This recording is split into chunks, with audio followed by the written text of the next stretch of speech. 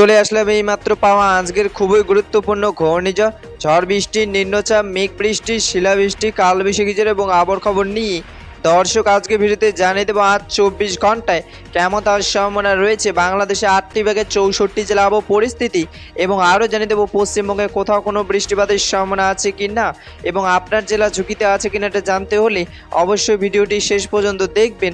আর আপনি কোন জেলা থেকে আজকে আমাদের ভিডিওটি দেখছেন সেটা অবশ্যই কমেন্টে বলে দেবেন, তাহলে আমরা সবার আগে সেই জেলার আপডেট দিয়ে আগে শুরু করব। গত ভিডিওতে যারা কমেন্ট করেছিল সেই সব জেলার আপডেট দিয়ে আজকে শুরু করছি এবং আপনি যদি আজকের ভিডিওতে আপনার জেলার নাম কমেন্ট করেন তাহলে পরবর্তী ভিডিও আপনার জেলার আপডেট দিয়ে আগে শুরু করব।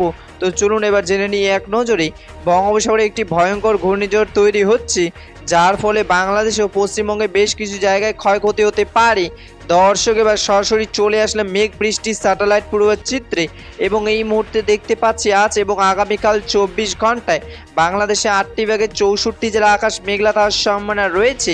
বাংলাদেশে বরিশাল, ভোলা, পটুয়াখালী, বরগুনা, ঝালকাঠি, পিরোজপুর, ফরিদপুর, রাজবাড়ী, গোপালগঞ্জ, এদিকে রয়েছে মাদারীপুর, সৈয়দপুর, চাঁদপুর, লক্ষ্মীপুর, এদিকে রয়েছে নোয়াখালী, ফেনী, কুমিল্লা, ব্রাহ্মণবাড়িয়া, চট্টগ্রাম, কক্সবাজার ও রাঙামাটিতে বৃষ্টি পড়ার সম্ভাবনা রয়েছে এবং পশ্চিমবঙ্গে দার্জিলিং, কালিম্পং, জলপাইগুড়ি, আলিপুরদুয়ার, কোচবিহার, মালদা, উত্তর দিনাজপুর, দক্ষিণ দিনাজপুর, মুর্শিদাবাদ ও বীরভূমে বৃষ্টি পড়ার সম্ভাবনা রয়েছে।